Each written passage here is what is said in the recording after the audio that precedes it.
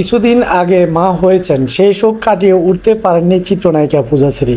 এর মধ্যে প্রকাশ্যে এলো তার আসন্ন সিনেমার গান।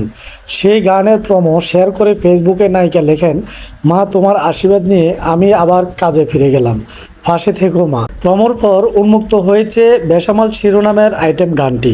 গান উন্মোচনের মাধ্যমে আনুষ্ঠানিক ঘোষণা দেওয়া হলো ঈদে মুক্তি পাবে লিপস্টিক সিনেমা।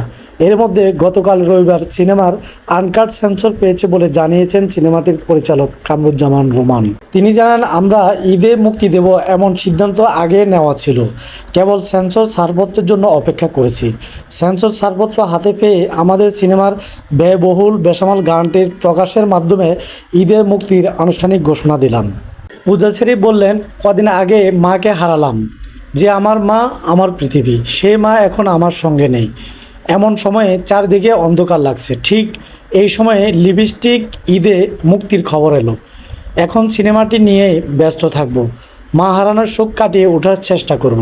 বেসামাল গানের কথা লিখেছেন কবির বকুল, সুর ও সঙ্গীত আয়োজন করেছেন শওকত আলী ইমন। গানটিতে কণ্ঠ দিয়েছেন স্নেহা ভট্টাচার্য। লিপস্টিক সিনেমা পূজাচেরির বিপরীতে অভিনয় করেছেন আদর আজাজ। এখানে আরও রয়েছেন মিশা সওদাগর, শহীদুজ্জামান সেলিম প্রমুখ। বিশেষ কেমিও চরিত্রে দেখা যাবে জায়েদ খানকে। দর্শক, এই ছিল আজকের ভিডিও।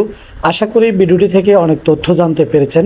বাংলাদেশের সমসাময়িক বিষয় এবং বিনোদন জগতের সকল সত্য নিউজ জানতে ওহিদুর মিডিয়া চ্যানেলটিকে সাবস্ক্রাইব করে সাথে থাকুন।